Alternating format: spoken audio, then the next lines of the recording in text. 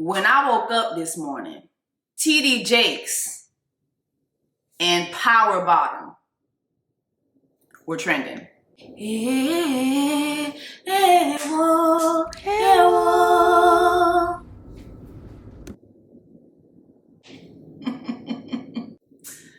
Wow.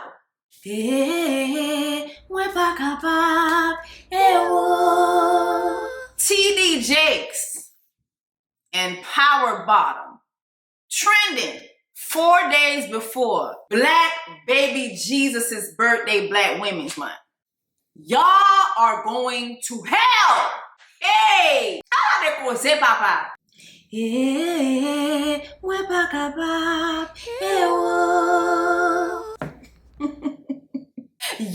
are going to hell with gasoline draws on during Black Women's. It's almost Black Baby Jesus' birthday, Black Women's Month. All these diamonds on my body and they crystal clear. I make magic with these hundreds, watch them disappear. Big ol' raindrops up in my ear. If you gon' name drop, let's get it clear. Jessie Woo, VVS. I just turn the water on. Big ol' flex, shit you never saw before. These niggas chasing me like waterfalls. What's up, y'all? It's your sister. Welcome back to my Chanel child. Listen, before I go any further, I want to say a huge thank you to all of you guys. RELEM is at 200,000 views, baby. Hello. RELEM.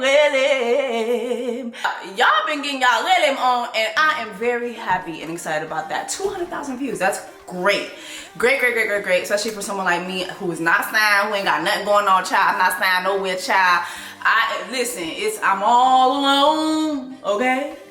On my own. Why did it end this way? I'm on my own like pay the bill, all right? It's just me and y'all and the Lord, of course. So thank you so much for those of you guys who have watched RELEM. If you haven't watched it yet, please do. Please watch RELEM. The link is in the description. I'm gonna try again to have it, have the link right here while I'm talking, child, because I still don't know how to do that. Somebody please tell me how to do that. But thank you so much to all of you guys who have watched RELEM, who have downloaded it.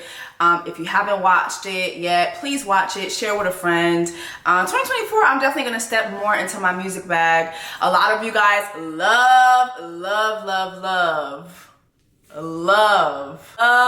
Waterfalls. That is my intro song now in my whatever I be putting in YouTube. It's so funny, I recorded that in 2020. I have so much music that I've worked on over the years that I just never released. In 2020, I spent my entire 2020 trying to get off my label that I was on. So didn't release anything that year. And then I think I just have had a couple experiences that just left me feeling like maybe this is just not for me. Maybe just, maybe it's just not for me. And television and other avenues are so much easier. Well, not easier, but the money is more cleaner. Everything is cleaner. It's like, for instance, if I go to Dish Nation, I know what I'm gonna make. I know if I go in there for 2 hours, this is what I'm gonna make. It's very cut and dry. It's very cut clear and to the point. The music business, it's so many ways for people to steal from you. Like, I've never talked about my experience on my label for real. And I was only there not even a year. And it just was crazy. And it's just, we're just gonna see what I can do on my own in the next coming year. I'm really excited about that. I'm really excited about just spreading my wings and seeing what's possible. But I have a lot of good music coming up, and I really like that you guys like Waterfalls, because I think I will release that next year, or at least have it on here for y'all. So we'll see what I'm gonna do with that. But thank you so much. It really means a lot to me that you guys support me and that y'all root for me. And honestly, that is the best Christmas gift that I could ever ask for, is just support. So I want to thank you guys from the bottom of my heart, truly from the bottom of my heart, for every comment, every like, every share, everything. I just want to say thank you. It means a lot. Okay. Let me not cry. Cut the cameras. Let's go ahead and get into the tea for today. Before I go on, we ain't doing black cake, y'all. Okay, we just ain't gonna do it. We ain't doing black cake. Okay. I have recorded a black cake review. It just is not given. I think I was trying to get on my like Queen Charlotte bag and my like my Game of Thrones bag. I think black cake is a different tone, and I think the way I did my review, it was kind of tone deaf, and so I want to redo it. So I am going to redo it, and so I'll just drop it on you guys, and I won't say when it is going to be. I'm just going to drop it on you guys, and we'll talk about it when I talk about it. So I hope you guys understand. And plus, on top of that, going into December, I really expected the industry to be quiet. Like, that's usually what it is around December. Like, things are just kind of like quiet. It's been so many scandals this month, like November going into December. It's just been so much going on, and every day I'm waking up like, you know what I'm saying? And so like, I think this is the most just a couple things I've had in 1 month. Like, it's just ridiculous. So yeah, so on that note, I hope you guys understand. I hope you guys don't beat me up in the comments. I know I promised that I would do black cake, and I feel really bad, but I don't feel too bad because I feel like when I redo it, it's going to be 10 times better than what I was doing. Like, every show doesn't deserve the same type of review. Like, I really want to, there's some things in that show that are really triggering, and I really want to have real discussions about, and not just, you know, not just playing out face. So that's where I stand with that. So on that note, child, let's go ahead and get into the tea for today, child. Every night in my dreams, I see you, I feel you, that's how I know you. Go on. Damn. Far across the distance and spaces between us, you have come to show you. Go on. Mes amis, on dit comme ça, c'est l'île pas la bouger, ma bonne. Near, far, wherever you are, I believe that the heart does go on. Ah, la réponse est pas ma côtier. Céline, oui. Céline.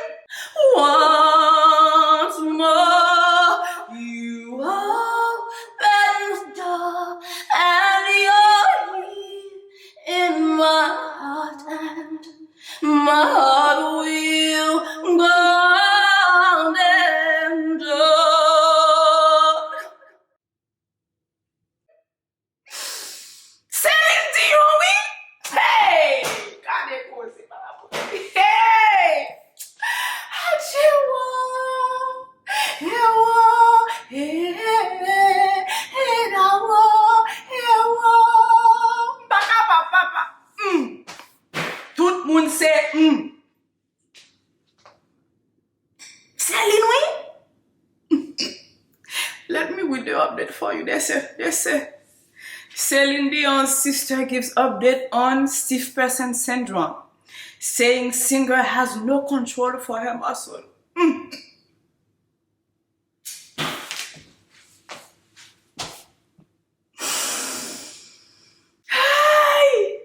The famous Haitian singer Celine has stepped away from performing last year as she's battled stiff person syndrome, a rare neurological disorder that has affected her ability to walk and sing. Her sister Claudette Dion now says Dion does not have control for her muscle. There are some who have lost hope because that is a disease that is not known. Hey, we're back up, hey, whoa.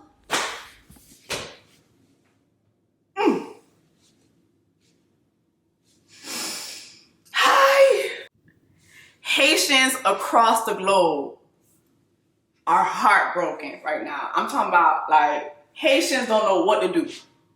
Celine Dion is the biggest singer straight out of Haiti, okay? We don't know what to do.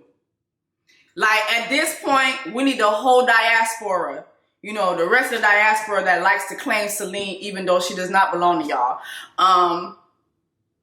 We all need to come together, put our differences aside, and we all need to come together and pray, because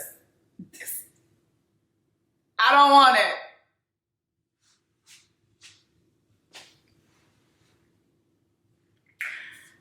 I don't care who you pray to. Jesus, God, Jesus Cristo. Not Jesus across the street, Jesus Cristo. You know, shit, get y'all Santeria on. Voodoo, whatever the fuck. Talk to y'all ancestors. We all need to come together as a collective and ask the greater power above us to loosen our good sis up. Okay? We need her loosed in Jesus' name. Okay? Let's go ahead and we're gonna keep Celine, Claudette, Dion in prayer. Amen. Parce que Jésus pas qu'un miracle, il pas capable faire. N'a mettez tout le bagage dans main Jésus parce que nous connaissons pas gon wash que l'Éternel pas qu'à rouler. There is not one wash. There is not one walk that Jesus cannot overturn. There's not one stone Jesus cannot overturn. Roule wash la, c'est bien ba ouais côté pour moi parce oh roule wash la, c'est bien ba ouais côté pour moi parce alléluia. Israël campé devant la mer rouge, yo pas connaît ça pour yo faire yo entre à feu. Yon seul bagay, faut yo briller. Bon Dieu pas jamais commencer pour lui pas fini. C'est vrai, Dieu pas jamais commencer pour lui pas fini. Oh, roulez wo. Listen, we gonna ask God to roule every wash in Celine Dion, Miss Haiti name. Okay, all right. When I woke up out of my slumber this morning, to my surprise, TD Jakes, Diddy, and Power Bottom were trending. Y'all are going to hell. Like, I just want y'all to understand. Y'all are going to hell. Y'all not afraid of hell? It's so hot down there. Like, did y'all forget how hot the summer was? This was like a record hot this year. We had some record hots. Like, it's hot as fuck down there. Ain't no fans, no AC or nothing, y'all. You can't even fan yourself, bitch. Okay? Like, it's not giving that type of vibe. Y'all are gonna be crispy nuggets for eternity. Do y'all understand that shit? Do y'all?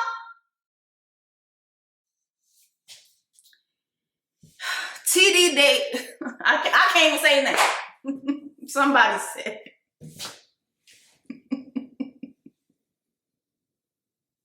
Somebody said. God forgive me. They said, wow, who knew TD stood for take dick? Oh my God, I'm sorry.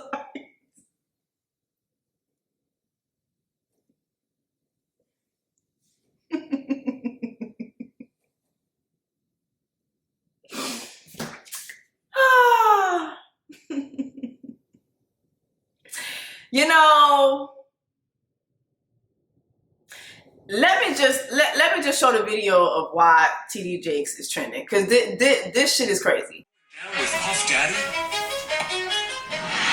Before I say anything, this is allegedly. Ain't nobody gonna catch me slipping, okay? Okay. So allegedly, Cassie has turned over evidence to the Fed. Yes, to the Fed. She has turned over videotapes, a USB drive, and Kim Porter's burner phone. Now, there is also an alleged email out saying a plethora of other things that include TD Jakes with Diddy. I'm gonna let y'all listen to it. I'm not gonna say nothing else. That's here, yo, bro. Cassie has turned over substantial amounts of evidence to the feds. I'm told that after Cassie had a long conversation with Blank, I have to protect this person. They're going through a lot right now. And her lawyers, she finally was convinced to give up the videotapes and audio recordings that contain footage of S parties and other private gatherings that feature some pretty powerful and prominent people. And get this, she even gave up a burner phone and USBs that belong to Kim Porter with incriminating evidence against Diddy. I'm told that there are a slew of artists, politicians, and entertainers that are about to be exposed and arrested for H10. I'm paraphrasing there, okay? H10. I'm told that Cassie's husband played a significant role in getting Cassie to turn over the evidence. It's to my understanding that Cassie felt that by exposing the truth, it would also make her look like a filthy whore, and I'm paraphrasing there because some of the videos she turned in, it shows her getting number one, okay guys, paraphrasing again, and committing more disgusting acts that she was forced to do. I'm also told that multiple male escorts corroborated the fact that TD Jakes have slept with multiple men at Diddy's parties and abroad, and they refer to him as being a power bottom. Wow. It's also been said that a young male has acquired a lawyer to represent him as he is set to sue Jakes for an incident that took place when he was just years old. It's been said that the young man was forced to perform sloppy toppy, and I'm paraphrasing here, guys. You can actually put two and two together to understand what I'm trying to say. It's been said that the man's family were members of the Potter's House, but left the church in 2015. According to multiple church insiders, the parents were paid off to keep quiet. The guy's a grown man now and is seeking his own justice. It's been said that the young man doesn't even deal with his parents even to this day because they took hush money. According to Pastor Blank, and I have to protect this pastor, Bishop Jakes is about to get railroaded and all of his dirt will be exposed. That's why the bishop has quietly lowered up. He sees his fall from grace coming. This don't look good for nobody. And when I say nobody, I mean nobody. Hollywood is being turned upside down. Jeffrey Epstein's list is going to come out. If this is actually true, this list is going to come out, and we already know TD Jakes is caught up with the other shit, allegedly being the person that is messing with Christian Keys. Everybody's saying it's either allegedly TD Jakes or allegedly Tyler Perry. It's either one of them, but oh my God, if this is true, buckle up. Cause next year, 2024, y'all better get y'all bingo cards out, cause it's gonna get real. I don't want to play bingo. Take me out the bingo game for 2024. I don't got no cards. This is my last bingo game. I don't want to play bingo with y'all no more. Like, I don't want to play bingo with y'all no more. I'm done. Take me out. I'm done. It's a wrap. I'm done. I'm done. I'm done. I don't want it. I'm done. Like, I'm done. I'm done. TD Jakes getting the Eddie Longstroke treatment in 2023 was, I did not see this coming. And for those of you guys who don't know, Bishop Eddie Long was a huge pastor. I mean, I grew up with my mom watching Bishop Eddie Long all the time. And I will never forget the Eddie Longstroke videos on social media. Like, that was a very dark time. Like, it was a dark time. And a lot of us in the church world, or church kids, we are aware of what happened with Eddie Long and what was going on with him and his spiritual sons. And, you know, all jokes aside, this is sad, if it is true. Anybody who knows me, like, my phone was blown up this morning because anybody who knows me knows I watch TD Jakes every morning, like every Sunday morning. I watch the Potter's House faithfully. That's where I send my offering. Like, that's where I send my money. That's where I sow. And I'm someone who grew up in church, and I left the church because I felt, you know, like a lot of people, church just has a lot of demonic things that happen, a lot of things that to me are not of God. I'm somebody who then went on to work at a mega church, and I experienced a lot of fuckery at that church. I watched the pastor use the money in basically him and his family live a very extravagant life, while church staff were making like $22,000, $27,000 per year, and having to live with each other and also give all their money back to the church. And while he would live at the Trump Towers, like, it was crazy. And he was not a well-known preacher. Like, he wasn't a big time preacher with books who were on bestsellers lists, nothing like that. He just was using the church money to look like he was Joel Osteen, and he was not. And so I've seen a lot of bad things, and I've just always felt like Bishop T.D. Jakes was someone who was very, very well in tune with the Holy Spirit, and I've always felt touched by every sermon. Like, sometimes I feel like his word is just so timely and so specific. And, you know, I like that when he preaches, he sticks to the word. I do feel like sometimes his messaging can be a little misogynistic, but, you know, that's the era that he's from. And that's why I like Sarah, you know, his daughter.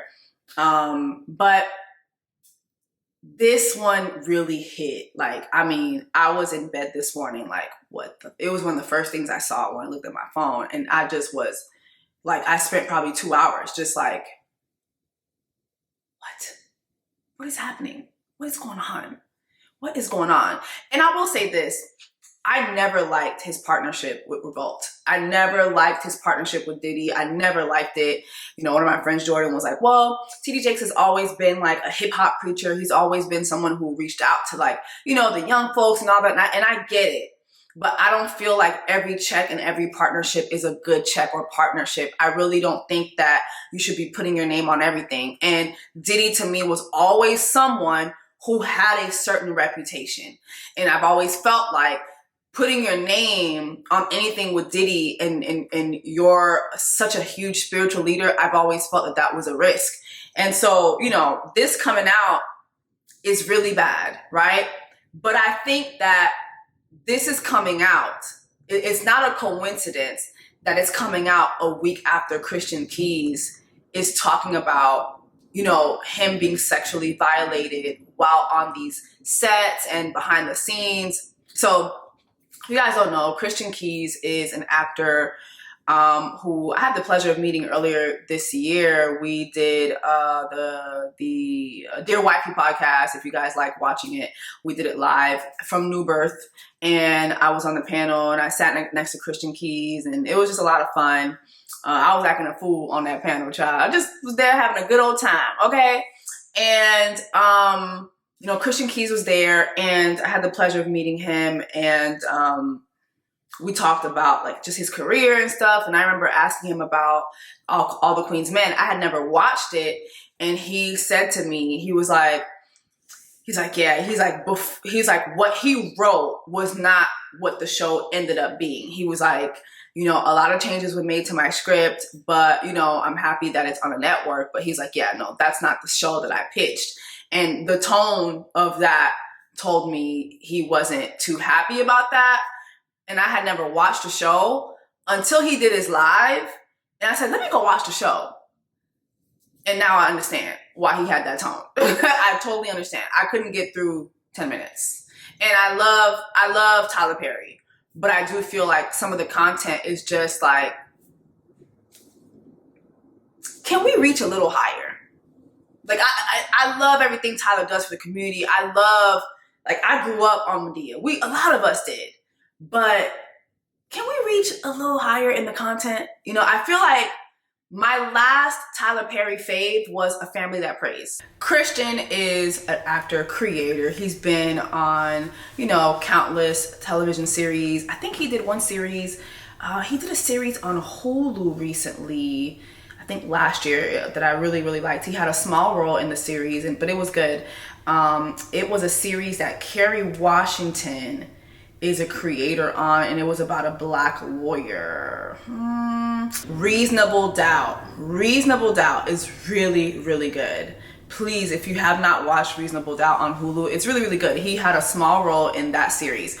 But anyway, so he does this Instagram live, and he all but says the names of several people that he says he has been sexually harassed by and even assaulted by, because like He talked about one he talked about one woman who would literally like touch his private part while they were on set, and that he would tell her not to do that, and he never reported it because he knew if he did that they would just write him off the show. And believe it or not, that happens a lot in Hollywood. Please just do your research on that. It happens a lot.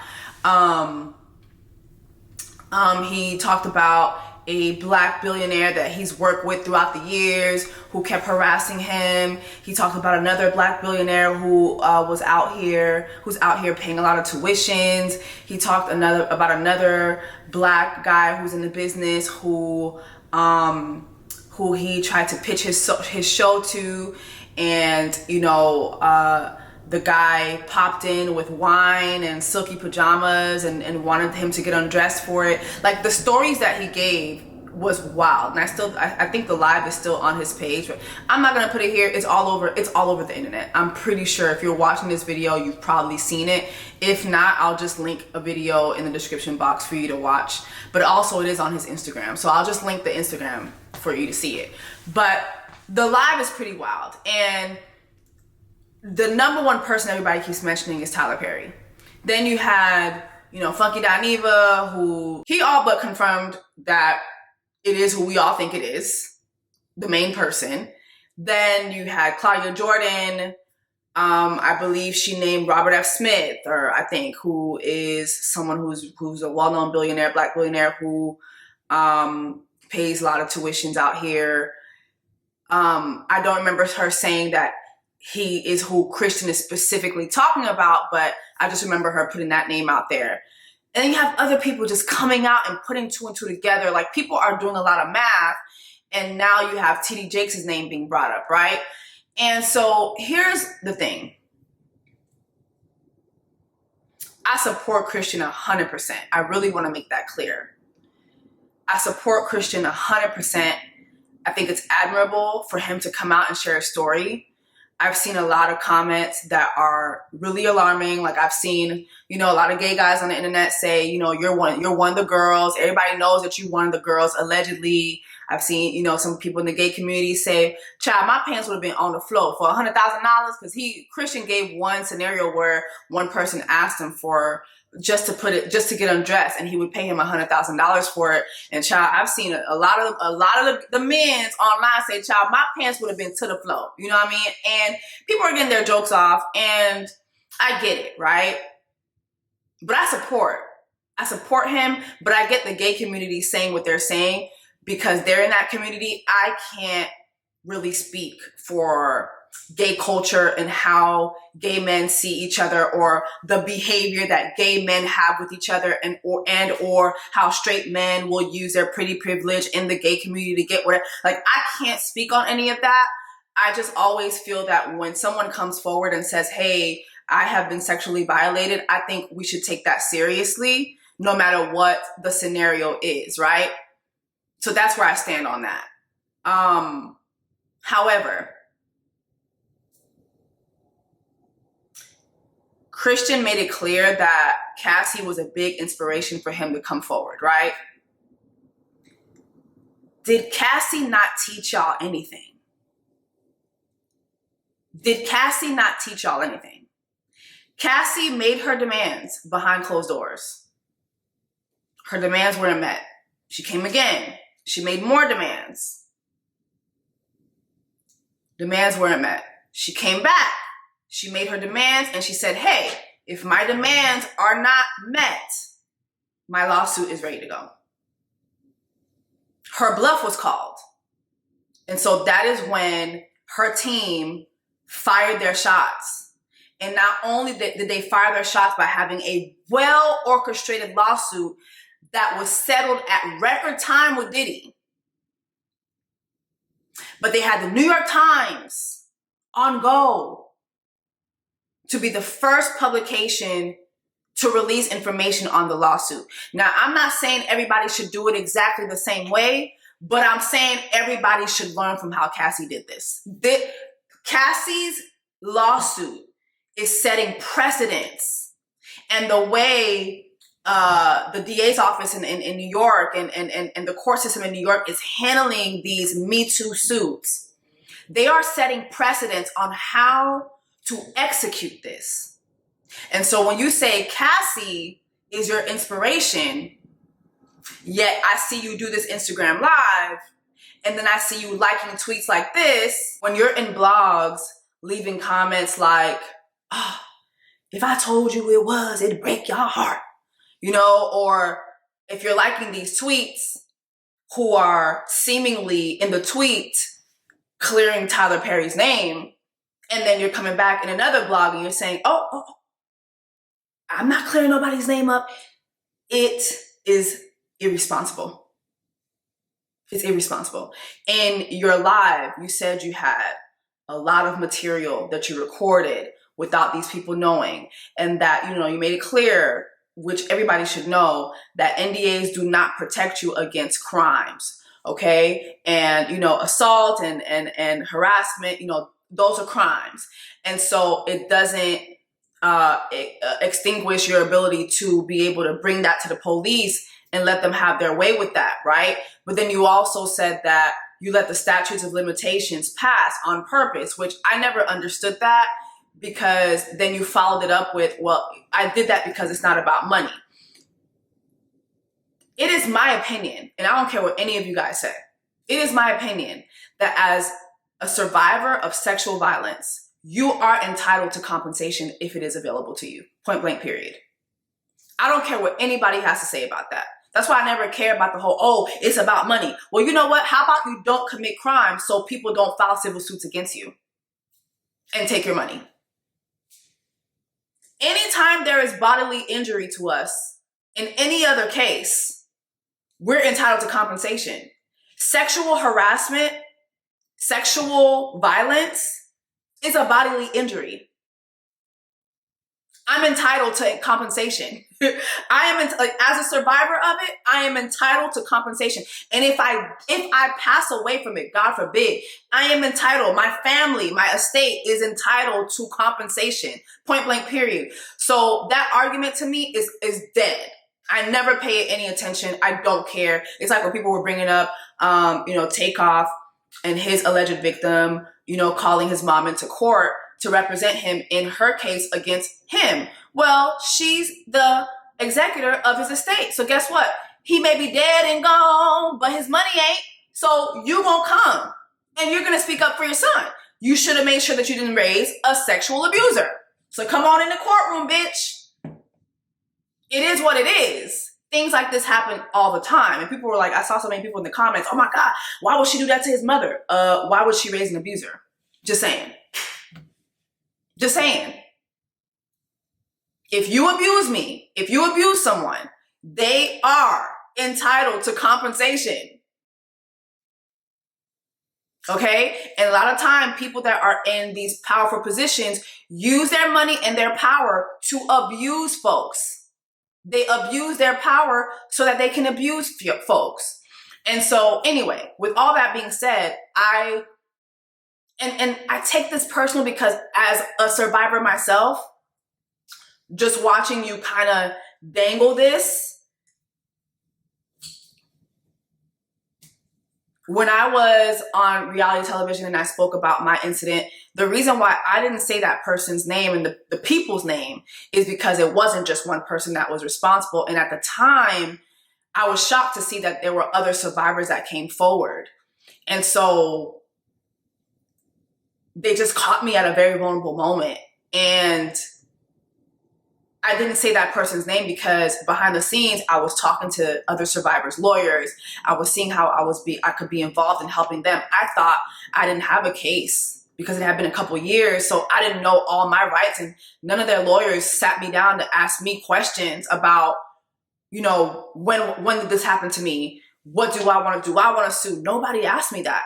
I filed a police report and the police never followed up with me. So I don't even know if the police report was ever published. So that's why I never said anything. And at the same time, I knew that the police, law enforcement were looking for the main person. And so me saying their name publicly was not, it was gonna send like, a dog whistle out. But I never got online repeatedly and said this, that, and I'm not gonna say the name, but I didn't do that because for why? For why? For why? I don't owe the public a name. But if I were to get online and make content about it and then leave comments here and there about it and give so many clues, and it's just like, it's irresponsible. And also, I feel like that's why everybody's kind of dragging you right now. It's not just, you know, the whole, oh, people are being homophobic, because some people are. Some people definitely are. But for the most part, they're dragging you because of your tact. The tact is just not the best.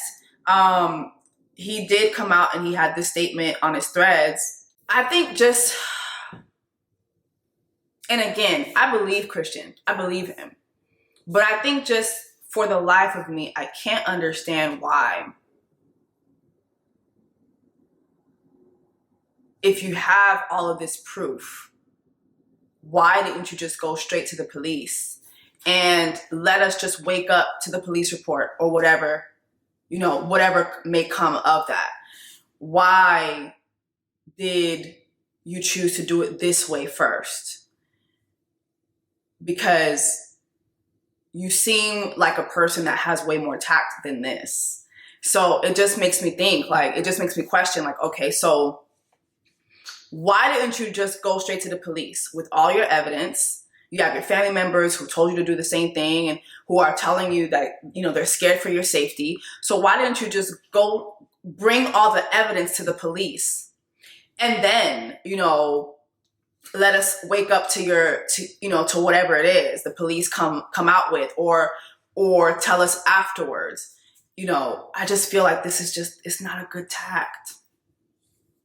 This is not a good tact. And I think at this point, I don't think you owe us any names, but I think that you should definitely do some denouncing. No more blog comments, no more tweets. You know what I mean? He did have this to say: some of these negative and ignorant comments are the exact reason that men, especially Black men, don't talk about this kind of stuff. I pray that the people making the comments never have to experience anything like this. And y'all have said his name in the comments, which is crazy, because that's how many people know what's going on, trying to find the strength to finish this race. So again, you're confirming for us. You're confirming for us who it is. If you're watching this right now, you know who he's talking about.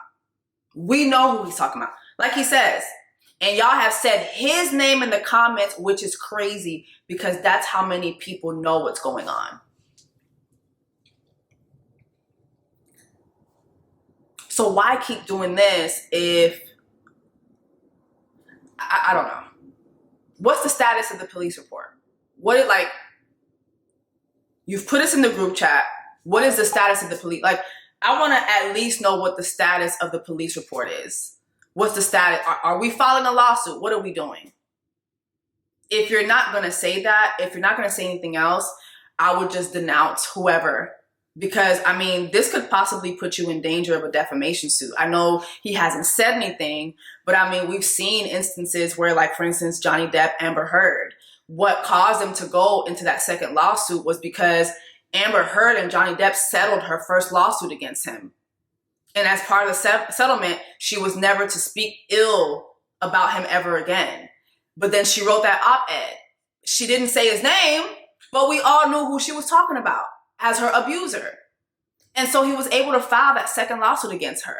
And that's what really came to haunt her, because she didn't anticipate that he was going to bring all these receipts that also painted her as an abuser as well. So we have to be very careful here. Just because you don't say somebody's name doesn't mean that there are not going to be any consequences for your speech. But it also makes me think, is he afraid for his safety? Like, is his safety in danger? What is it? What is it? What is it? Let me know what you guys think about this. I honestly just think it's irresponsible at this point. Just very irresponsible at this point. let's move on. Let's move on. Taraji P. Henson. I think we've all seen the video of her breaking down and talking about just the disparity in pay. And if you haven't seen the video, here it is. I'm just tired of working so hard, being gracious at what I do, getting paid a fraction of the cost. I'm tired of hearing my sisters say the same thing over and over. You get tired. I hear people go, you work a lot. Well, have to. The math ain't mathing. And when you start working a lot, you know, you have a team. Big bills come with what we do. We don't do this alone.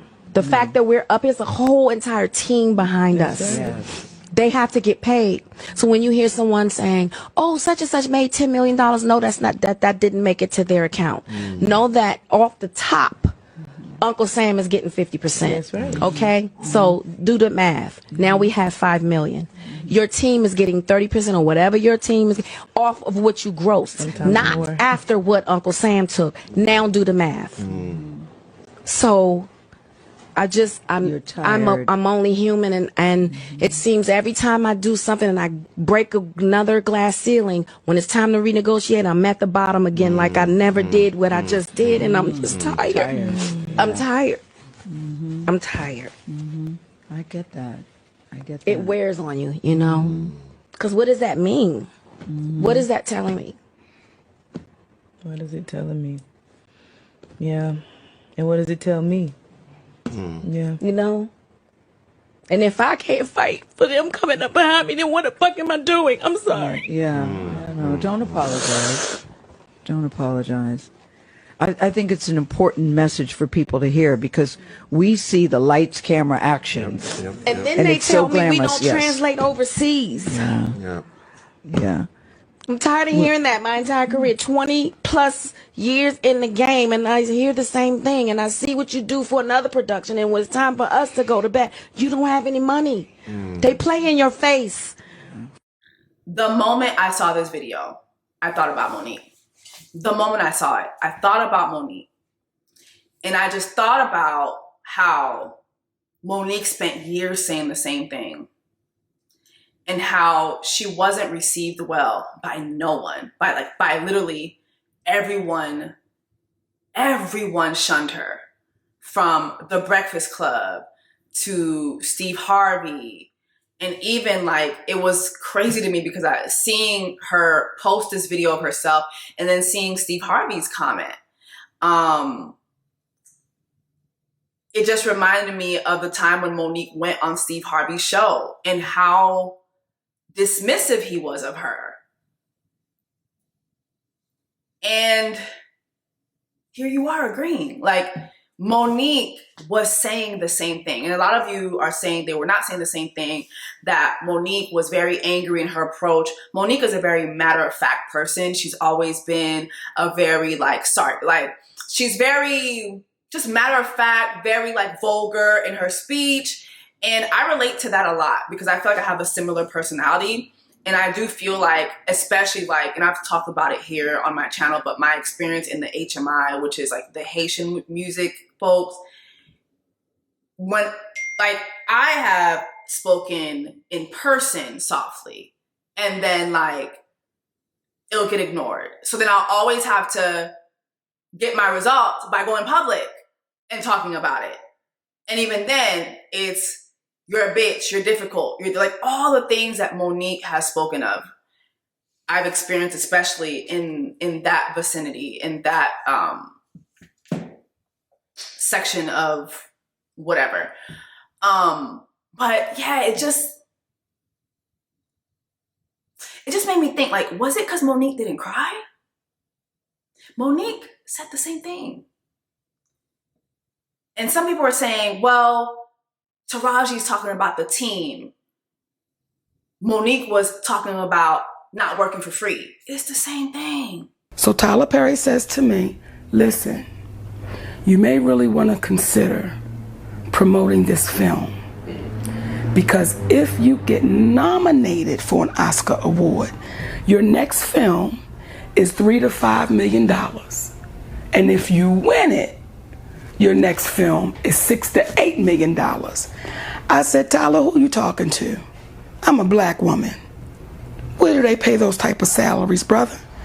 I said, what I cannot do, Tyler, is work for free. I've done what I was supposed to do.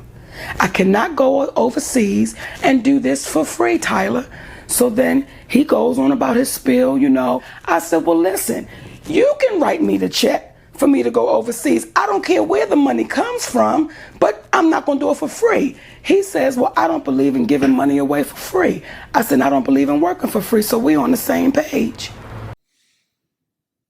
Taraji said the math is not mathing. So she ends up with such a small paycheck that it is like working for free. And it's not lost on me that Monique spoke about this when Oprah and all the other big wigs, you know, Tyler Perry and I think Lee Daniels were all telling her to promote Precious.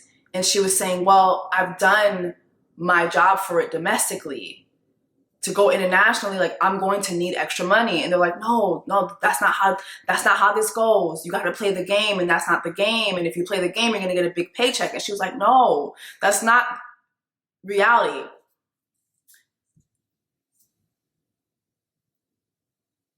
Monique was saying the same thing. Monique would have to have hair and makeup. She would have to have wardrobe. She needed money for that. So if they weren't going to provide it for her, or the studio wasn't going to provide it for her, she was going to have to pay for that out of her pocket.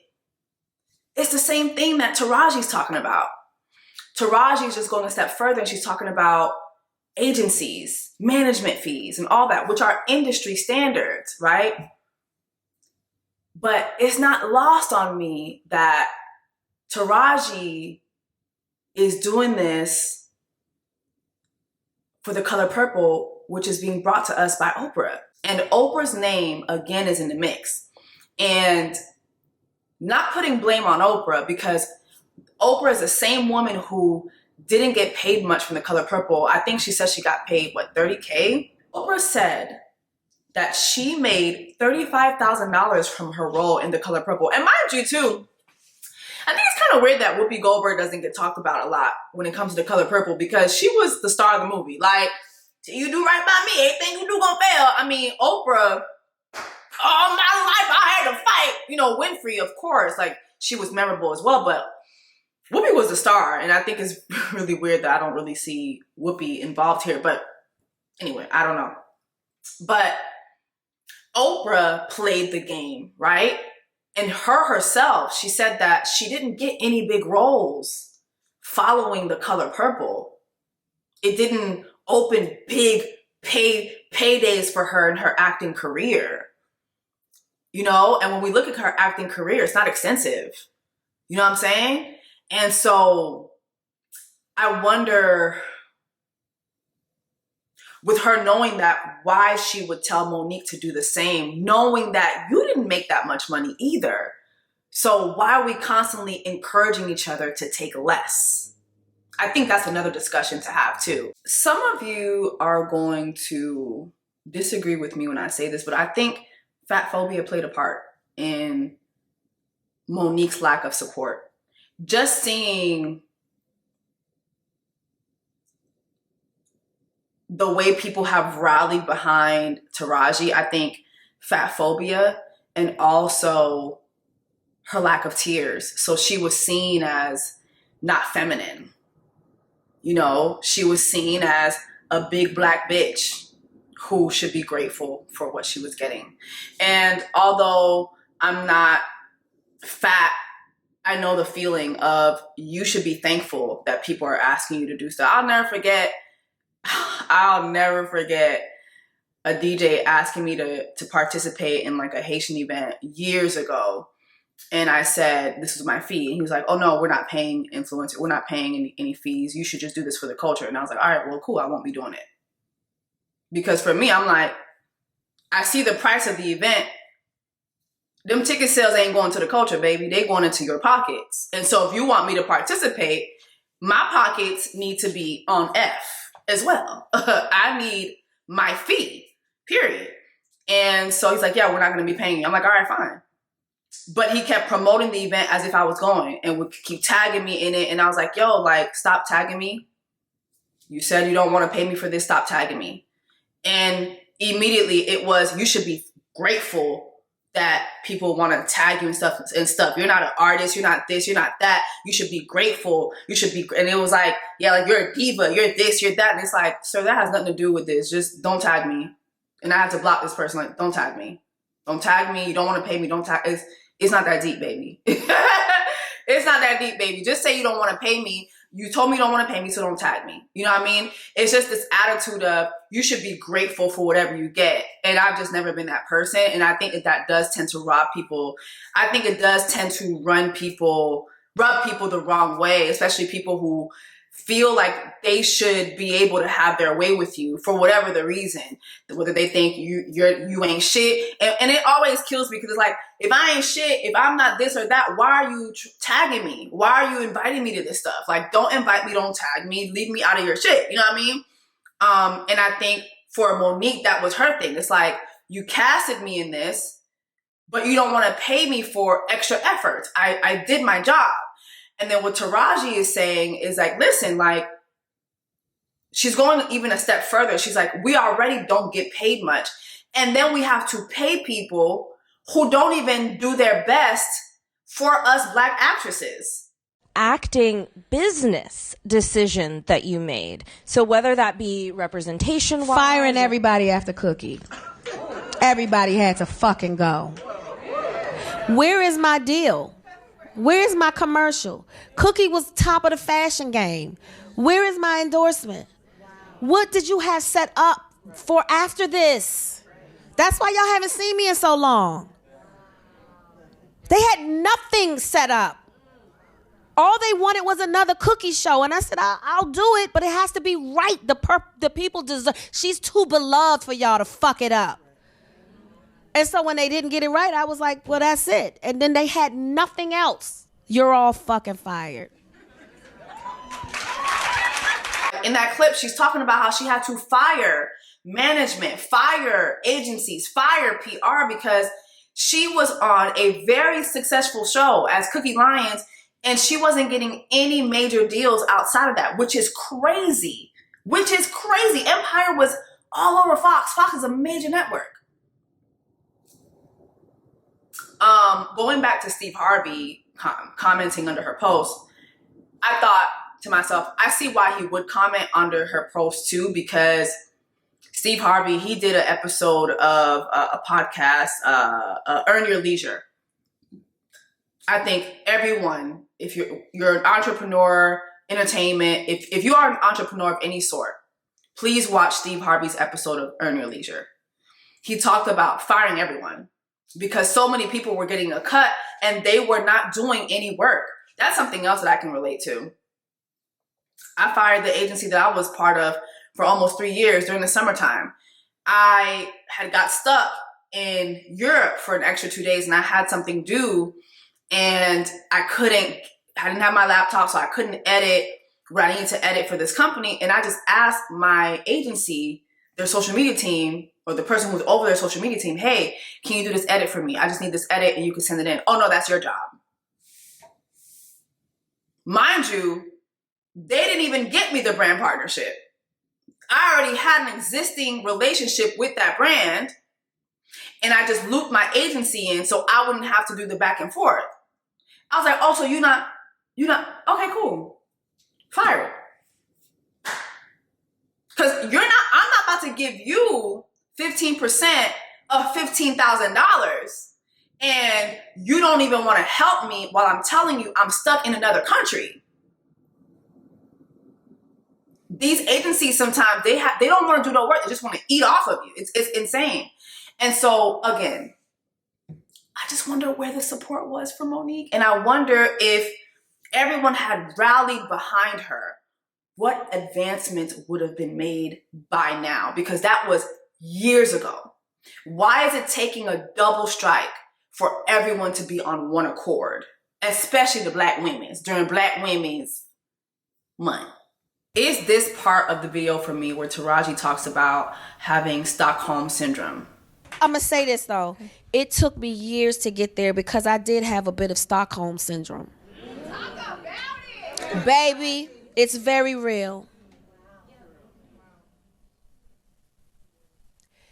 You are the prize. Don't you ever forget that.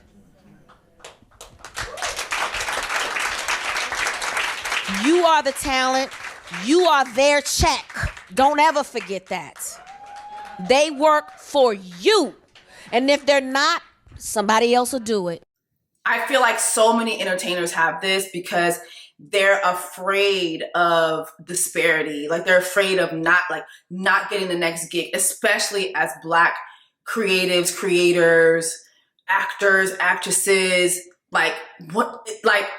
It hits really hard for us because the opportunities are very slim for us. But when I tell you, I had no problem firing, and I've never had any problem firing.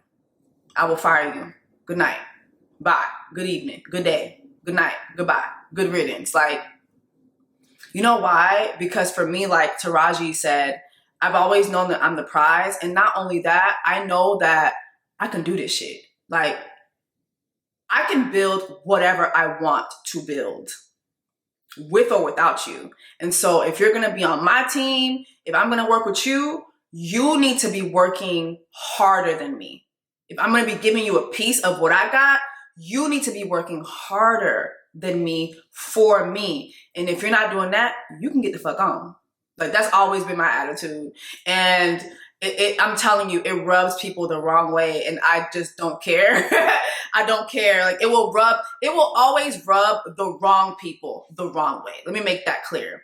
It's never rubbed people who really have come into my life and wanted to add to my life. It always rubs robbers, people who want to come in and just eat a bunch of whatever you have and just write off whatever clout or whatever your name, can get them.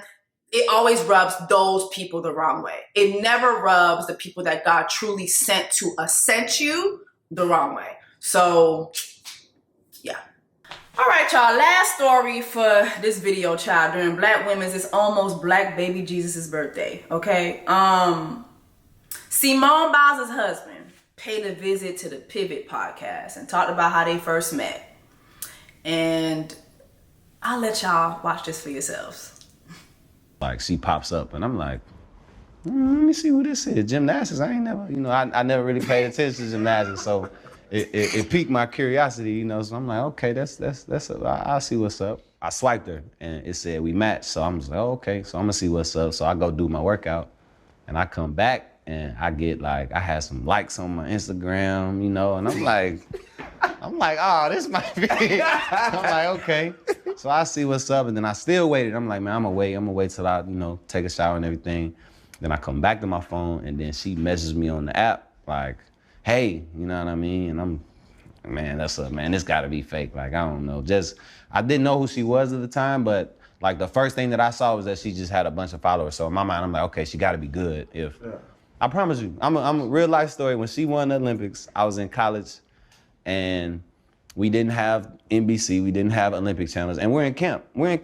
Late July, early August, so I'm not paying attention to, so I never would have had a moment to where I would have watched, Jonathan, I'm gonna let you finish your story, man. Continue. But like I was saying, man, she messaged me. This was like a Tuesday, and we were texting back and forth, and then we hung out Friday, man. And we couldn't do much as COVID happened. Everything was shut down, so she came through down to Houston. She lived in the suburbs, so she had to drive about 45 minutes to me. Then the rest is history, man. So you was really the catch in. I always say the men the catch, man. I always say we the catch, man. Yeah, so she really booked you. She did, though. Is what you're saying. Because I was fighting it. So in truth, if I say this out loud, was Jonathan Owens ain't really want Simone Biles. Is what you're saying. At the time, I'm not gonna say that. That's what you're saying. I was afraid. I was afraid to commit. I'm like, man, this is my third year. You know, I'm trying to, I'm like, it's kind of early. But, you know, like I said, man, it happened when you least expect it. And we hung out, man. It was like we hit it off instantly. You know, we just laughed the whole night.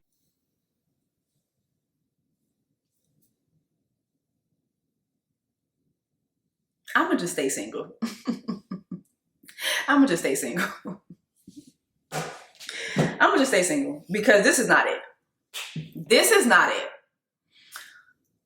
So many things in this video are very alarming, but I think it's really crazy to watch 40-plus-year-old men laugh, snicker, and encourage Simone Biles' husband, who none of us know who the fuck he is.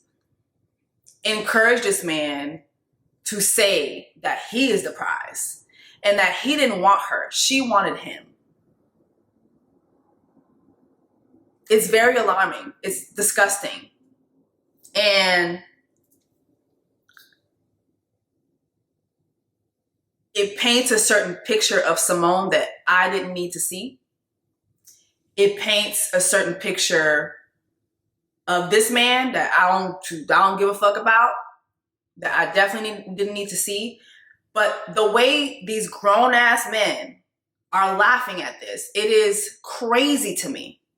This is how you guys are looking at this Olympian gymnast with this motherfucker who most of us do not know who the fuck he is. Maybe the pivot people know, but we don't know who the fuck he is. And we don't give a fuck. Okay, you know what, y'all? I just had to take a little dive. I'm like, I have no idea who this man is that's disrespecting Simone Biles like this. Let me go look his ass up. So I did come by this social media user who put, mind you, he went undrafted, was waived by 2 teams, hasn't won a single championship, and is all around a below average player.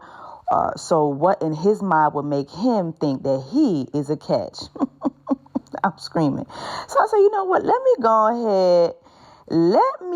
ahead and take my ass over to the internet and see what I can find on this motherfucker. So I did go to ESPN.com.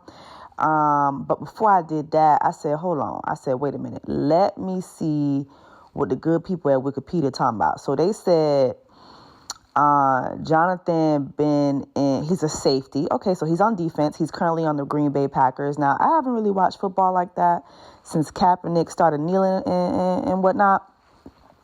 But when I used to watch football, Aaron Rodgers was my absolute favorite quarterback. Like, I love Aaron Rodgers. I think that he's actually better than Tom Brady. I just don't think that he has the machine that Tom Brady had, behind him.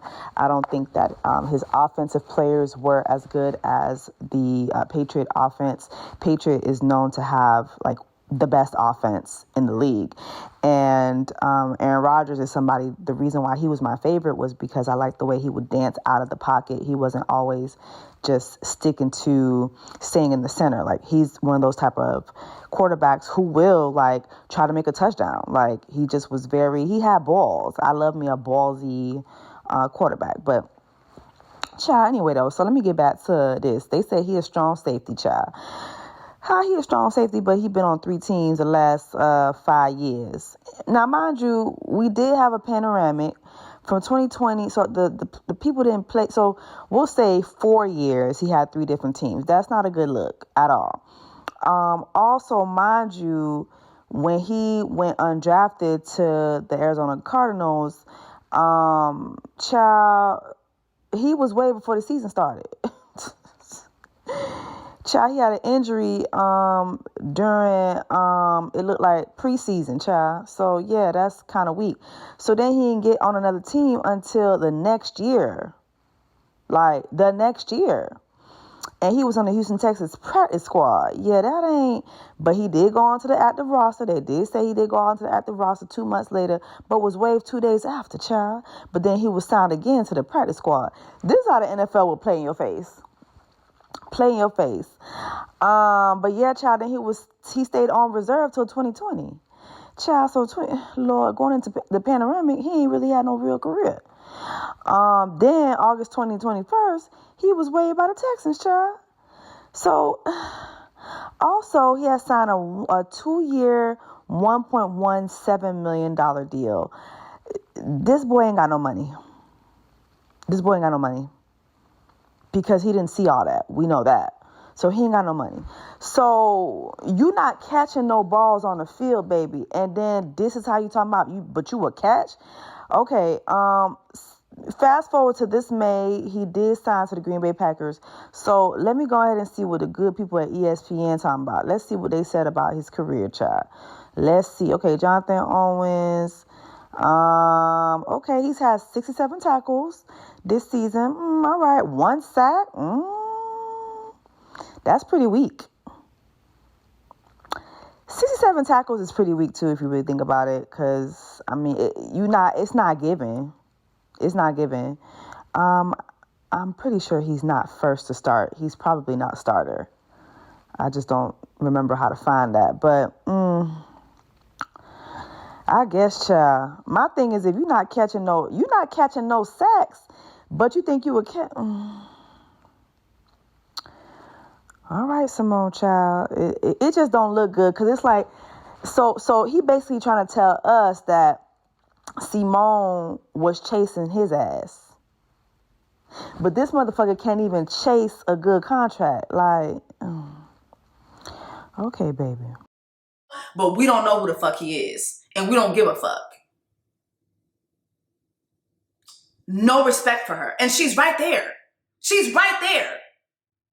No respect. None whatsoever. That is crazy to me. Disheartening to me.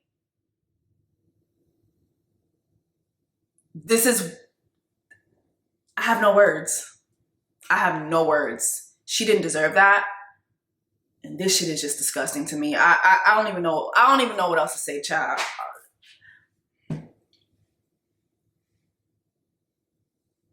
These men nowadays, this is what they want. They want to be courted. They want to be the bad bitch. They want to be the main bitch in the relationship. This is what they want. This is what they're looking for. So brace yourselves. Anyway, y'all, drop down in the comments. Let me know your thoughts on this video. Make sure that you like, share, subscribe, and I'll see you guys in the next one. Diamonds on my body and they crystal clear. I make magic with these hundreds, watch them disappear. Big ol' raindrops up in my ear. If you gon' name drop, let's get it clear. Jessie Woo.